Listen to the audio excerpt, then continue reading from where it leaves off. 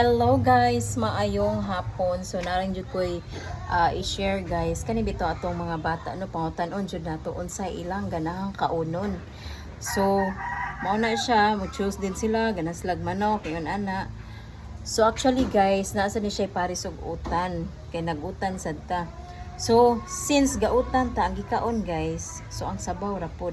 So ni kaon pod lagig manok, panit ra pod.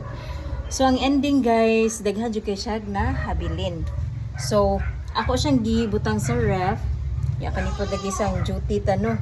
So, ako nabantayan. So, kani atong manok guys is 2 days na need diha sa ref. So, okay pa baya pero maglikay lang ta ba kay basin bitaw na daot ano.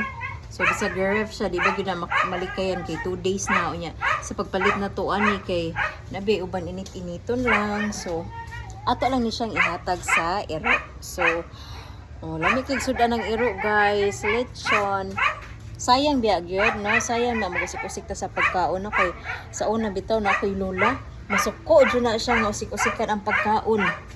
Kanya sa una sad lahi ra mga bata sa una compare karon kay karon pangutan-on na unsay gusto. Kita sa una wa tay kapilian, buwad ra gyud utan so ay choice o di ba? So mao na siya guys.